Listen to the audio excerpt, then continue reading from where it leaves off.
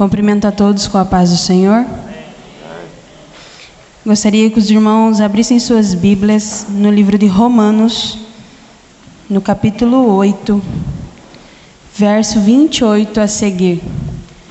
Quem não leu Bíblia hoje vai ler agora.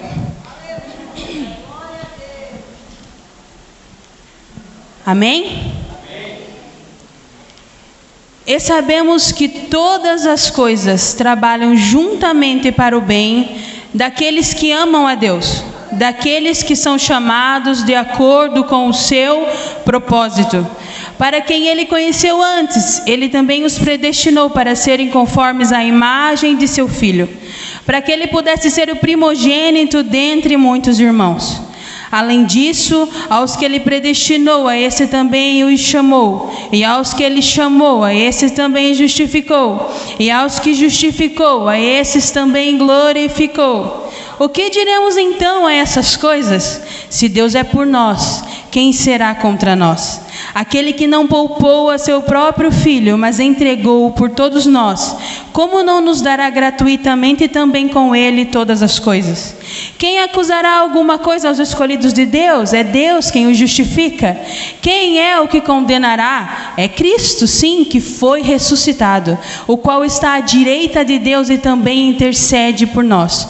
Quem nos separará do amor de Cristo? Será a tribulação, ou a angústia, ou a perseguição, ou a fome, ou a nudez, ou o perigo, ou a espada? Como está escrito: por causa de ti somos mortos todos os dias, somos considerados como ovelhas para o matadouro.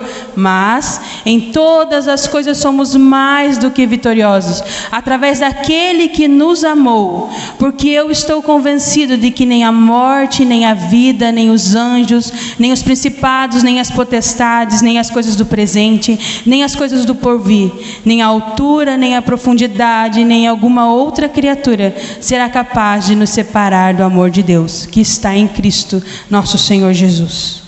Amém. Eu falei que vocês iam ler a Bíblia. Glória ao teu nome, Senhor. Quando a gente é chamado para entregar a mensagem do Senhor, não é de forma qualquer, não é de forma vazia. Quando a gente ouve que Paulo ministrava a palavra de Deus, eu costumo contar que o Paulo era um ministro do Senhor. E eu tenho certeza que muitos não sabem o que é um ministro. E o ministro naquela época não era o que vocês enxergam como ministro hoje. O ministro era um homem, ou vários homens, haviam vários ministros. E eles ficavam no porão dos navios. E eles remavam, e remavam, e remavam, e eram açoitados, e remavam.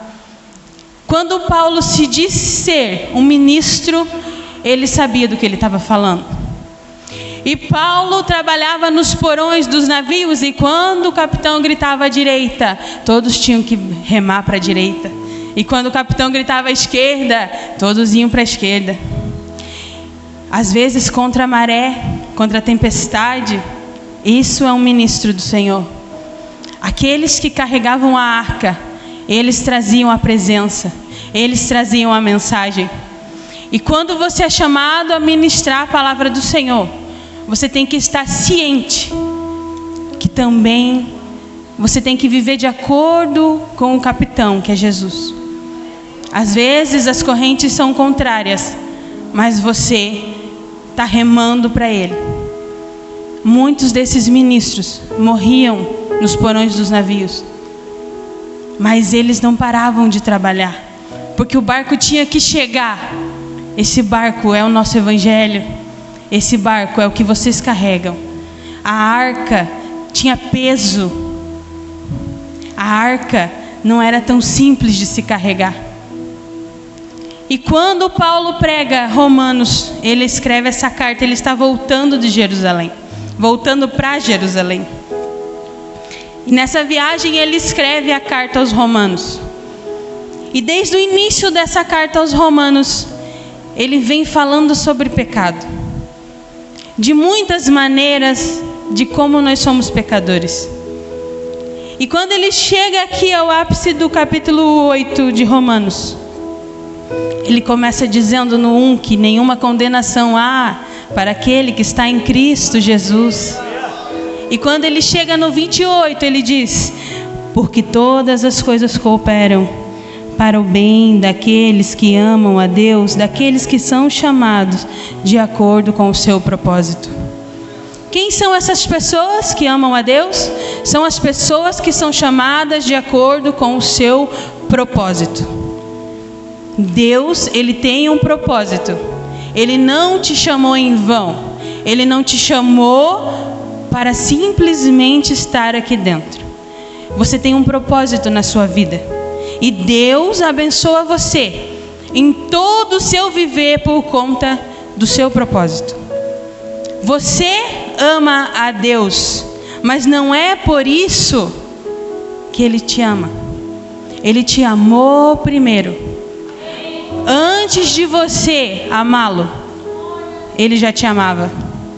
Então, se você se acha muito superior porque você amou Jesus e veio para a igreja, fique sabendo que foi Ele que te amou primeiro. Você só o ama porque Ele te ama. Aí tem muitos que mendigam amor. Tem muitos que dizem: ninguém me ama, ninguém me quer. Tem gente que grita dentro de casa: mas a minha mãe não me ama, mas a minha mãe não me quer. Ela me trata mal, meu pai me xinga, meu pai me bate, meu pai isso. Muitos de vocês mendigam amor de alguém que nem conhecem. Olharam na escola o rapaz, a moça, e estão lá mendigando amor. Justo nossos filhos de Deus, Ele nos amou primeiro, Ele te ama. O quanto desse amor você tem aproveitado na sua vida, o quanto dos momentos da sua vida você tem olhado para o alvo, que é Cristo, e dito: Ele me amou primeiro. Nessa sequência, Paulo fala: para quem Ele conheceu antes, Ele também os predestinou para ser conformes à imagem de seu Filho, para que Ele pudesse ser o primogênito dentre muitos irmãos. Para quem Ele conheceu antes? Quando você acha que Deus te conheceu? No ventre da sua mãe? Quando você acha que Deus olhou para você? Deus, Ele te conheceu antes. O que o antes quer dizer? Antes da terra, antes do firmamento, antes de Jesus descer, antes. Assim como Ele morreu por você antes da fundação do mundo. Quem somos nós perto da eternidade? Quantos anos nós vivemos? 90? A Bíblia diz que depois dos 70 é canseira e enfado. Mas quem somos nós perto da eternidade que o Senhor te amou?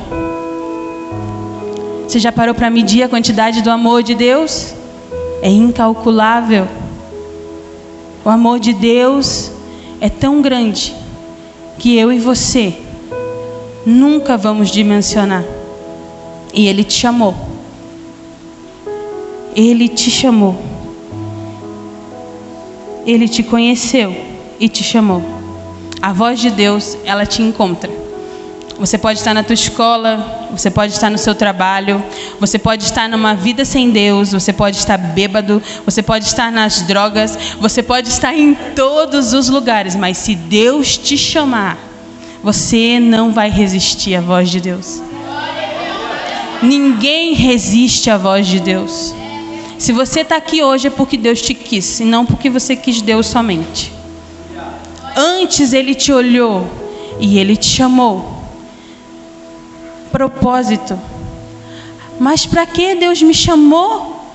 Tanta coisa aí fora. O mundo tem tanto a oferecer. Tanta balada, tanta festa. Eu ouvi esses dias: não sabia que você era da igreja. Falei: por quê? Nossa, porque você é muito nova. Eu falei: é estranho ver gente nova na igreja? Falei: vai lá na minha igreja, é cheia de jovem. Aí ela ficou me olhando assim: é estranho os jovens não estar aqui hoje. É triste, porque eles já foram chamados, foram escolhidos, foram separados mas ainda não é a hora deles, talvez. Qual o seu propósito? O seu propósito eu vou te contar hoje. O seu propósito Paulo descreve assim: para quem ele conheceu, predestinou para ser conformes à imagem de seu Filho, para que Jesus pudesse ser primogênito dentre muitos irmãos. Qual que é o seu propósito? Não é ganhar dinheiro na terra, não é comprar carros e cavalos, o seu propósito não é encher a igreja, o seu propósito não é ficar rico, o seu propósito não é terminar a melhor faculdade, o seu propósito não é ser melhor que o seu irmão, o seu propósito é ser a imagem de Cristo, é ser irmão mais novo de Cristo. Você está sendo a imagem de Cristo na terra? Vocês lembram o que Jesus passou? Vocês acham que vai ser só a glória? Para a gente ser a imagem de Cristo, a gente passa por onde Ele passou, a gente caminha por onde Ele caminhou. E na segunda-feira, quando eu orava e pedia a Deus, não me deixe lá vazia, Ele começou a me mostrar os pecados, de como é difícil ser a imagem de Cristo.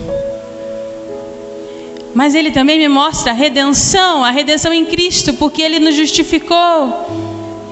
Mas se Ele nos justificou, aqui diz que Ele nos justificou e também nos glorificou. E aí está escrito assim: o que diremos nós a essas coisas? Se Deus é por nós, se Deus é por nós, eu não temerei mal algum. Só que tem um preço, meus irmãos. As coisas com Deus são santas. O teu chamado nessa terra é para ser santo. Se nós fôssemos crucificados hoje para entrar no céu, nós não poderíamos ter nenhum pecado somente. Porque se o céu tiver um pecado, ele deixa de ser céu. E então a gente ia olhar para a gente e dizer: espera aí, como foi hoje? Hoje eu acordei, hoje eu orei, hoje eu fui para a escola, hoje eu almocei. Nossa, mas hoje está de boa, meu pecado está bom, não pequei. Será? Se você fosse julgado hoje por um juiz da terra, um ser humano, ele ia olhar lá nos autos, dizer: ó, irmão aqui, esse moço, ele cometeu um crime de suicídio, ele roubou, ele bateu em alguém, ele causou confusão, ele trouxe tristeza para a família dele, porque ele usava droga. Tudo isso é visível. O juiz ia saber. De alguma maneira, alguém ia contar, ele ia saber. Mas aí nós temos um juiz no céu, que é o que vai fazer você e eu entrar lá. E aí ele vai dizer assim: vamos pôr agora os autos aqui. Vamos ver o que a irmã Maísa fez. O que você fez quando teu pai e tua mãe não estão vendo? Deus estava vendo. O que você fez nos seus pensamentos, que você acha que são só seus? Eles não são só seus, eles são também de Deus. E quando você fosse julgado nesse tribunal, você ia ver os teus pensamentos expostos, as tuas ações expostas. E o que você faria? Ele é o teu juiz, Ele é o teu Senhor. E aí, gente, a coisa pega. Se Deus é por nós, quem será contra nós? Muitas das vezes é nós mesmos. E a palavra que Deus me deu na segunda, eu fiquei triste, porque quando eu li, eu falei para o meu esposo, eu realmente não queria ler isso. Mas em Hebreus 10, ele vem falando do preço do pecado, vem falando da lei, do quanto a lei era fraca e não conseguiu superabundar, as pessoas não conseguiram cumprir a lei, como não conseguem até hoje. E quando chega em Hebreus 10, 31, Paulo diz assim: coisa terrível é cair nas mãos do Deus vivo. Se você for para as mãos de Satanás hoje, Deus te tira. Se você for para as mãos dos vícios, Deus te tira. Se você for para a mão de pessoas más, Deus te tira. Se você for hoje levado a fazer coisas insanas, Deus te tira de lá. Ninguém pode te proteger mais do que Deus. Mas e se hoje vocês estivessem na mão do Deus vivo? Pensem comigo, o que o Deus vivo veria em vocês? O coração de vocês que Ele sonda, o que Ele veria? Se a gente fosse a pessoa mais santa dessa terra, a gente ainda ia pecar. Porque por um homem o pecado entrou no mundo. Por um homem a morte entrou no mundo. E você vem dele. Você vem de Adão.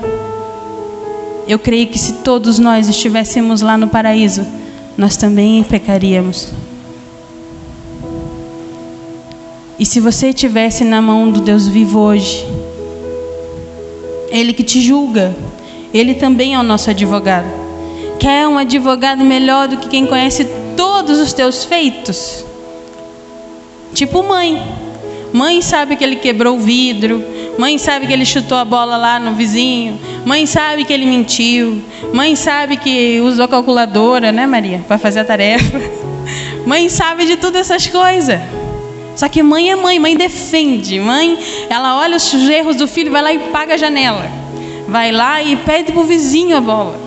Vai lá e conserta o dever de casa. Mãe vai lá e assina a tarefa. Mãe dá um jeito, pai dá um jeito. Aquela pessoa que é responsável por você, que te ama, ela sabe tudo os tuas erros, mas Ele te ama, vai dar um jeito.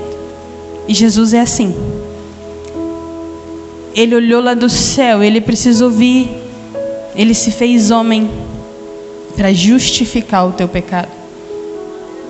Você e eu, de nós mesmos, nunca entraríamos no céu. Precisou Ele vir em forma de homem, ter o seu corpo mutilado, ter o seu sangue vertido lá naquela cruz, para que eu e você fôssemos limpos de todo o pecado. Ele foi ferido pelos nossos pecados, e nós fomos sarados pelas suas pisaduras. O que você faria na mão do Deus vivo?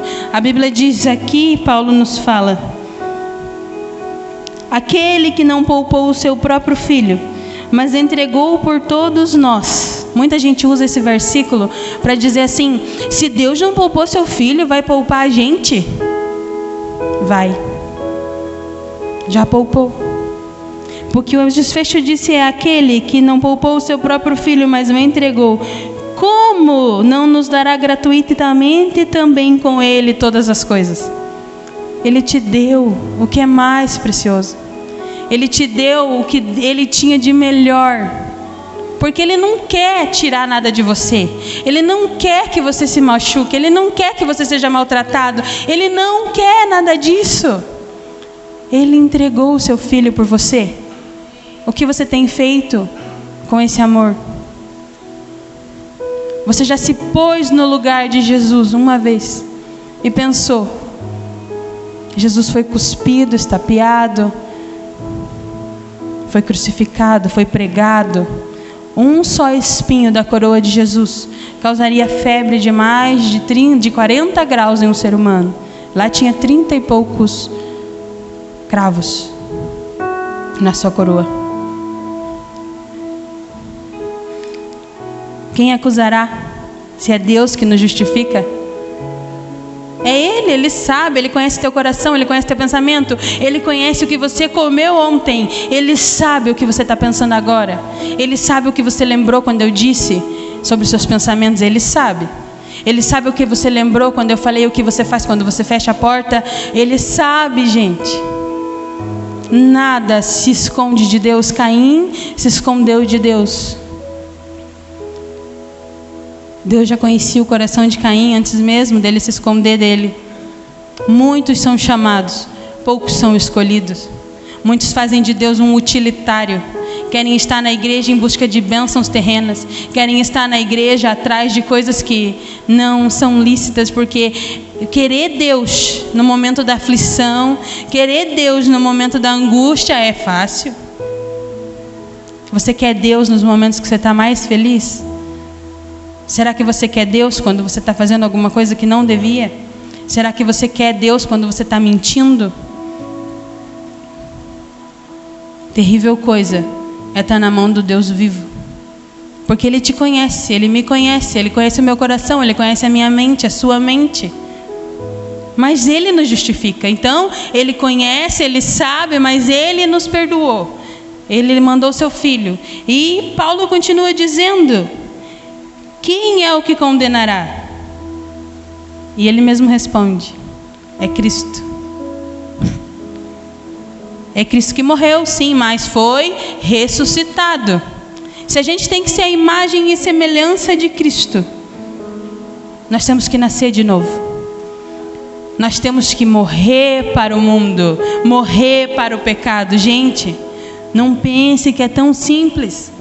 Morrer para o pecado é dizer não, se arrepender de todo o coração. Não é simplesmente dobrar o joelho e dizer: Deus, eu me arrependo. Não, se arrepender é mesmo que a vontade queime dentro de você, é mesmo que tudo te indique vá, tudo te faça ir. Se arrepender é dizer: não, eu não vou, eu não faço. Nem que me doa, nem que eu perca os amigos, nem que eu tenha que ficar um pouco isolado, nem. Deus não te deixa só. Adão, ele criou uma ajudadora. Primeiro ele tirou a costela, depois ele colocou carne no lugar, porque Deus não deixa nada vazio. Ele completa tudo, Ele completa a tua vida, Ele te traz renovo, Ele te traz graça. E Paulo disse que aonde abundou o pecado, superabundou a graça. E ele diz: miserável homem sou, porque o que eu quero fazer eu não faço, mas o que eu não quero eu faço, gente. E a partir do momento que o que você não quer fazer você faz, Deus sabe que nós somos falhos. Nós podemos buscar todos os dias a santidade, mas nós somos falhos. E aqui neste momento morre o nosso livre-arbítrio. Porque a partir do momento que você é guiado pelo Espírito Santo, não lhe convém mais as coisas do mundo, não lhe convém mais dizer sim para o mundo. Então agora eu não sou mais guiado por mim, eu sou guiado pelo Espírito, porque eu faço até o que eu não quero, porque eu sou pecador. Mas aí eu tomo uma decisão, eu aceito Jesus, eu digo: Jesus, toma-me, leva-me contigo, que eu possa fazer a tua vontade. Estar no centro da vontade de Deus nem sempre é fácil. Jesus disse aos discípulos: vão. Jesus mandou ir, e Jesus sabia da tempestade, mas Ele mandou ir. Vocês têm enfrentado as tempestades? Quando Jesus nos chama, a gente enfrenta a tempestade. Não tenham medo da voz de Deus, do chamado de Deus. Não tenham medo, como o povo que teve medo e falou: Moisés, vocês cantam um hino, todo mundo aqui canta. Me tire o medo, não me faça dizer que Moisés vai em meu lugar. Vocês sabem o que quer dizer? Quer dizer que Moisés tinha Deus lá no monte, que queria falar com o povo, e Deus veio com a sua voz e disse para o povo, e o povo teve medo. E disse a Moisés: vai, Moisés, vai lá. Vai tu, porque nós estamos com medo, nós vamos ficar aqui. Vocês estão assim também? Não, eu não vou evangelizar não. Vamos lá vocês, que eu tenho medo, eu tenho vergonha. Não, eu não vou pregar não, eu tenho vergonha. Eu tenho também. Mas o verdadeiro amor lança fora todo o medo.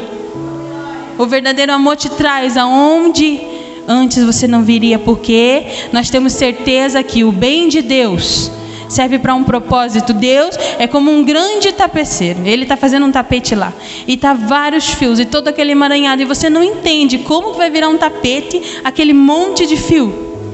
Mas Deus sabe.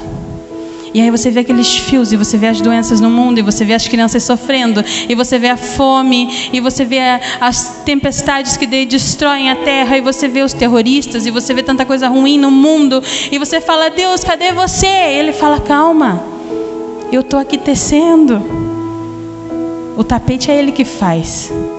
O que você tem que ter? Você tem que ter paz no seu passado. Você tem que ter graça no seu presente. E você tem que ter glória no seu futuro. Qual que é a nossa glória? É o céu.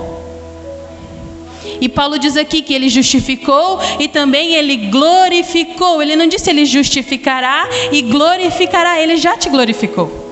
Por quê? Porque Ele sabe do teu andar. Ele sabe do teu caminhar. Jesus, Deus, o Espírito Santo, eles estão lá atrás no seu passado, mas eles já viram o que vai acontecer com você no futuro. Deus não te chamou em vão. Ele sabe da tua caminhada. Ele sabe o que Ele preparou para você. Nunca se esqueçam que terrível coisa é estar na mão do Deus vivo.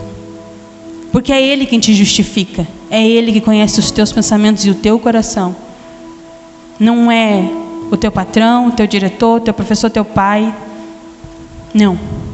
É Deus. E um dia Ele vai te lembrar dessas coisas, que talvez até você tenha esquecido, até eu tenha esquecido. E Paulo continua e diz: quem nos separará do amor de Cristo? Seja a tribulação, ou a angústia, ou a perseguição, ou a fome, ou a nudez, ou o perigo, ou a espada. Aqui diz como está escrito em Salmos: por causa de ti somos mortos todos os dias, somos considerados como ovelha para o matadouro.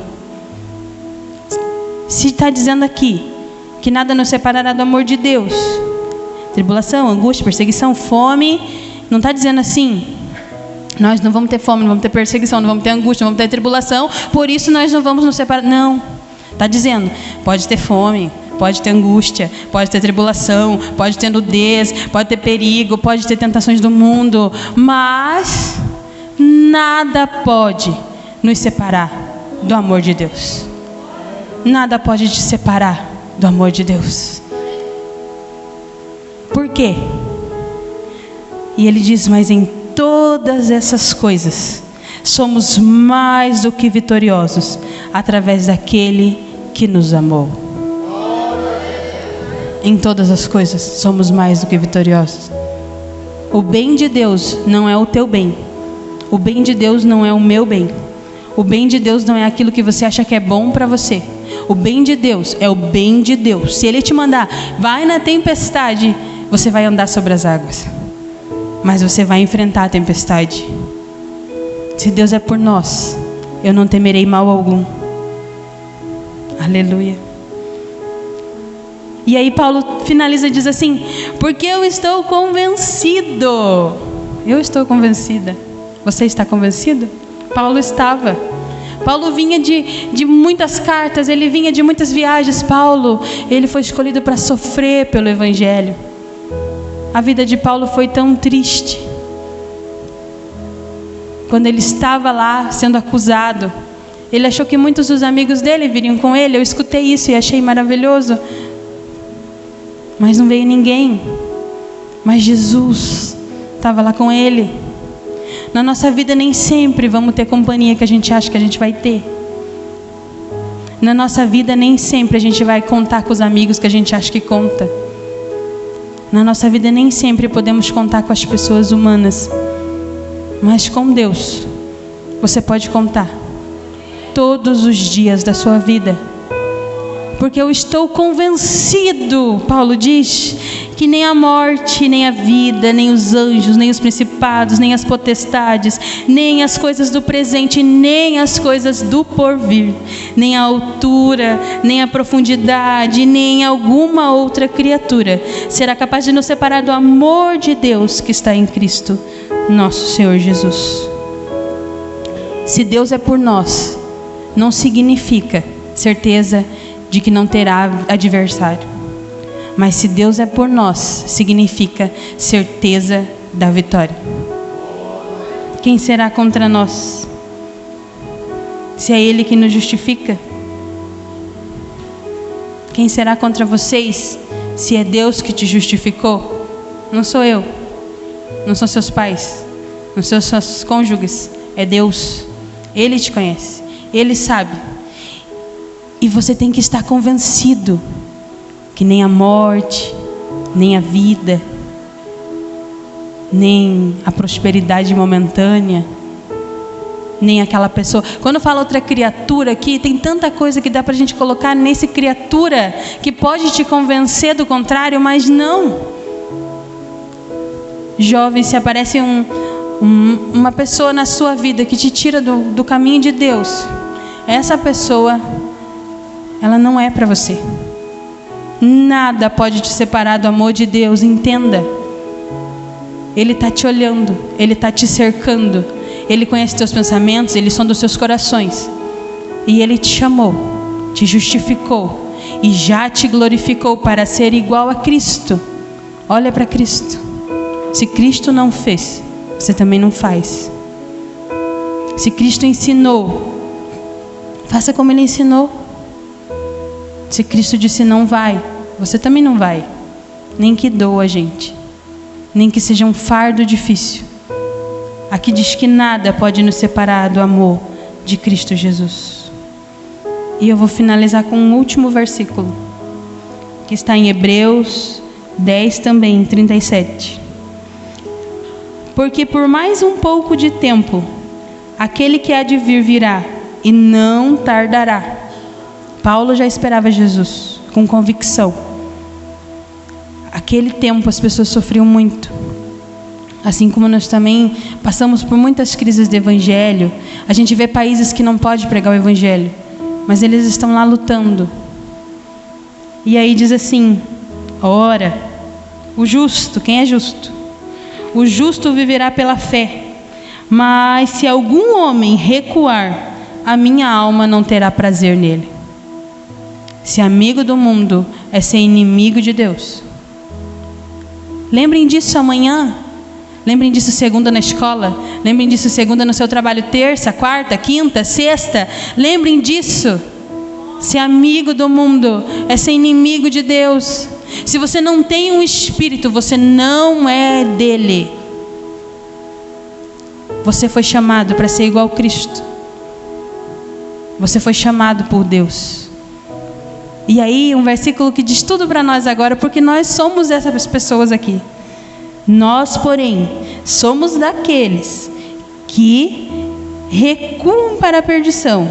Nós não somos daqueles, mas daqueles que creem para a salvação da alma. Quem é aqui os que recuam? Eu não sou. Quem é aqui aqueles que creem para a salvação da alma?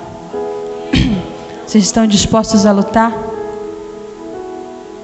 Vocês estão dispostos a matar a carne todos os dias? A carne traz cobiça. A carne traz um preço muito alto. A carne traz imoralidade, traz soberba. Mate ela. Vença o mundo. E enfrente Satanás. Mostre para ele que você é filho de um Deus vivo, que te justificou e que agora você já tem a tua salvação garantida, porque você está andando no caminho do Senhor e porque você está fazendo a vontade dele.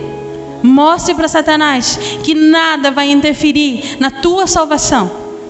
Mostre para ele, hoje, agora, amanhã, todos os dias até que ele venha. Porque nenhuma condenação há para os que estão em Cristo Jesus. E essa é a palavra que eu tinha nessa noite. E eu agradeço a oportunidade. E eu espero que tenha tocado o coração de vocês. Agradeço a oportunidade em nome de Jesus.